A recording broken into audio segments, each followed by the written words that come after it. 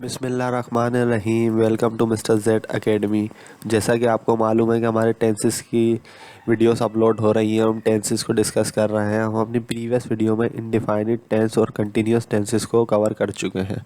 अगर आपने हमारी वो वीडियोस नहीं देखी हैं तो ऊपर आई बटन में उसका लिंक है, आप जाके वो वीडियो देख सकते हैं। ठीक है। आज जो हम डिस्कस करेंगे वो होंगे पास्ट परफेक्ट टेंसेस के। पास्ट परफेक्ट टेंसेस में हम लोग क्या डिस्कस करते हैं और ये इंग्लिश लैंग्वेज में किस तरह से यूज़ होते हैं और उनकी क्या मीनिंग होती है इंग्लिश लैंग्वेज में।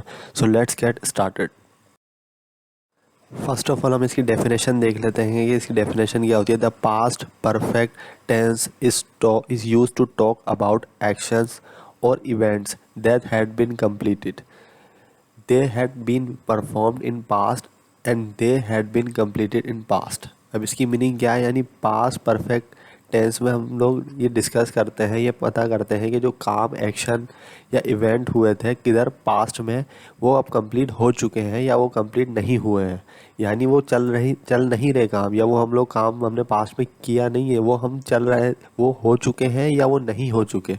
तो इसमें हम लोग ये पता करते हैं they had been performed in past, जो पास्ट में परफॉर्म किए जा चुके होते हैं। यानी वो किसी सब्जेक्ट के ज़रिए से वो पास्ट में परफॉर्म किए जा चुके होते हैं, या तो वो कंप्लीट हो गए होते हैं या वो कंप्लीट नहीं हुए होते हैं। तो हम ये पता करते हैं and they had been completed in past, और वो पास्ट में कंप्लीट हो चुके होते हैं।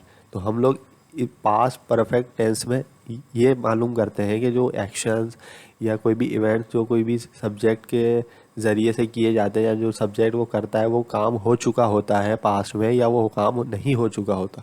तो हम बेसिकली ये डिस्कस करते हैं। अब इसका हम फार्मूला देख लेते हैं एक बार। Formula of making past perfect tense. अच्छा, इसकी जो हेल्पिंग वर्ब होती है वो होती है हेड। ठीक है।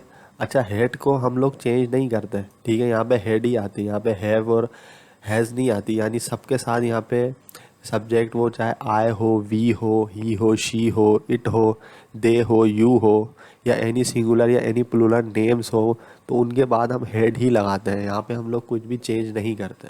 सबसे पहले इसमें यहाँ पे आ जाएगा सब्जेक्ट। अफर्मेटिव अगर हम बना रहे हैं तो सबसे पहले हम यहाँ पे लगा देंगे सब्जेक्ट, फिर उसके बाद आएगा यहाँ पे हेल्पिंग वर्ब।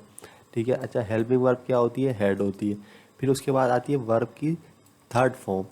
अब ये वर्ब की थर्ड फॉर्म क्या होती है, ये हम अपनी वर्ब की वीडियो में डिस्कस कर चुके हैं। अगर आपने वो वीडियोस नहीं देखी हैं तो ऊपर आई बटन में उसका लिंक है, आप जाके वो वीडियो देख सकते हैं। ठीक है। फिर उसके बाद आता है ऑब्जेक्ट, तो ये बन जाता है अफर्मेटिव। लेकिन अगर मैं इसको नेगेटिव बनाऊंगा तो मैं सिंपली यहाँ पे नॉट लगा दूंगा, यानी हेल्पिंग वर्ब और वर्ब की थर्ड फॉर्म के बीच में यहाँ पे जो प्लस का साइन आ रहा है यहाँ पे नोट आ जाएगा, तो ये बन जाएगा नेगेटिव। बाकी ऑब्जेक्ट होगा सारा वैसे ही जैसे ऊपर सेंटेंस बना हुआ है। ठीक है। उसके बाद आएगा इंटेरोगेटिव। ठीक है। अब इंटेरोगेटिव हम किस तरह बनाते हैं, जो हेल्पिंग वर्ब है हेड, इसको हम सब्जेक्ट से पहले लगा देंगे। यानी सब्जेक्ट आ रहा है, इससे पहले हम लगा देंगे हेड, तो वो बन जाएगा हाँ इंटेरोगेटिव। यानी पहले हेड आ जाएगा, फिर सब्जेक्ट आ जाएगा, और फिर एज इट इज़ जैसे हमारा ऊपर सेंटेंस बना हुआ है। अच्छा, इसको अगर मैं इंटेरोगेटिव नेगेटिव बनाऊंगा तो मैं यहाँ पे लगा दूंगा नोट, यानी सिंपली सब्जेक्ट और वर्ब की थर्ड फॉर्म के बीच में नोट आ जाएगा, तो ये बन जाएगा इंटेरोगेटिव नेगेटिव। ठीक है। तो ये फार्मूला था पास्ट परफेक्ट टेंस का। आप इसका स्क्रीनशॉट ले लें और इसको अच्छी तरह से याद कर लें। अब हम इसकी कुछ एग्जाम्पल्स देख लेते हैं। I had gone to home, मैं घर पहुंच चुका था। यानी मैंने जो काम किया था जाने का काम, ठीक है, वो मैं कंप्लीट कर चुका था, मैं घर पहुंच चुका था। I had gone to home, मैं घर जा चुका था। यानी मैंने जो जाने का काम किया था वो मैं कंप्लीट कर चुका था। ये मैंने पास्ट में शुरू किया था काम, लेकिन ये मैं कंप्लीट कर चुका था पास्ट में। तो ये सिंपली यहाँ पे सब्जेक्ट है, फिर यहाँ पे हेल्पिंग वर्ब है जो कि हेड है, और फिर यहाँ पे वर्ब की थर्ड फॉर्म है। अब ये गॉन जो है ये वर्ब की थर्ड फॉर्म होती है। फर्स्ट जो फॉर्म होती है वर्ब की वो होती है गो, और सेकंड फॉर्म होती है वेंट, और इसकी थर्ड फॉर्म होती है गॉन। ठीक है। तो उसके बाद आएगा टू होम, ये है ऑब्जेक्टिव पार्ट। तो ये सिंपली यहाँ पे क्या बन जाता है, ये बन जाता है अफर्मेटिव। लेकिन अगर मैं इसको नेगेटिव बनाना चाहूँगा तो मैं सिंपली यहाँ पर नॉट लगा दूंगा। I had not gone to home, मैं घर नहीं जा चुका था। यानी मैंने जो जाने का काम किया था पास्ट में, वो मैं अपना काम कंप्लीट नहीं कर चुका था, वो पूरा नहीं हुआ था। तो ये बन जाएगा नेगेटिव। ठीक है। सिंपली यहाँ पर नोट लगा देंगे, बाकी एज इट इज़ जैसे ऊपर सेंटेंस है वैसे ही बनेगा। उसके बाद अगर मैं इसको इंटेरोगेटिव बनाऊंगा तो मैं सिंपली यहाँ पे क्या लगा दूंगा, यहाँ पे मैं लगा दूंगा हेड। हैड पहले आ जाएगा, फिर उसके बाद आया आएगा, फिर गॉन आएगा, फिर टू होम आ जाएगा, तो ये बन जाएगा नेगेटिव। अगर मैं इसको इंटेरोगेटिव नेगेटिव बनाऊंगा तो मैं सिंपली यहाँ पे क्या लगा दूंगा, यहाँ पे मैं लगा दूंगा नॉट, यानी सब्जेक्ट के फ़ौरन बाद और वर्ब की जो थर्ड फॉर्म है उससे पहले हम अगर लगा देंगे यहाँ पे नॉट, तो ये बन जाएगा interrogative negative. Had I not gone to home, क्या मैं घर नहीं पहुँच चुका था, या क्या मैं घर नहीं जा चुका था, तो मैं यहाँ पे सवाल कर रहा हूँ क्या मैंने वो काम पूरा नहीं किया था। तो इसका जवाब आप मुझे येस और नो में दे सकते हैं। तो ये इसकी कुछ एग्जाम्पल थी। अब इसकी कुछ और एग्जाम्पल्स देख लेते हैं। अब यहाँ देखें, यहाँ पे ही आ रहा है, लेकिन ही के फ़ौरन बाद हेड ही आ रहा है। यहाँ पे चेंज नहीं हो रहा हमारी हेल्पिंग वर्ब, क्योंकि यहाँ पे हेड सबके साथ आता है। ही, शी, इट, दे, यू, आई, सबके साथ हम लोग लगाते हैं हेड। हेड चेंज नहीं होता। अब इसकी मीनिंग क्या हो रही है, he had come to the office, वो ऑफिस आ चुका था, यानी जो कम है, आने का काम है, उसने शुरू किया था पास्ट में, तो वो ऑफिस पहुंच चुका था। ठीक है, तो यानी उसने वो काम कंप्लीट कर लिया था। अब यहाँ पे कम आ रही है, यहाँ पे देखिए ये वर्ब की थर्ड फॉर्म ही है, इसकी थर्ड फॉर्म भी कम होती है, यानी फर्स्ट फॉर्म इसकी कम होती है, सेकंड केम होती है, यहाँ पे ए आ जाता है, और थर्ड फॉर्म जो होती है इसकी वो कम ही होती है। यानी पहले सब्जेक्ट आ जाएगा, फिर हेल्पिंग वर्ब आएगी, फिर यहाँ पे वर्ब की थर्ड फॉर्म आएगी, और फिर ये सारा ऑब्जेक्टिव पार्ट है, टू दी ऑफिस। लेकिन अगर मैं इसको नेगेटिव बनाऊंगा तो मैं सिंपली यहाँ पे नॉट लगा दूंगा। She had not gone to college, वो कॉलेज नहीं पहुँच चुकी थी, या वो कॉलेज नहीं जा चुकी थी।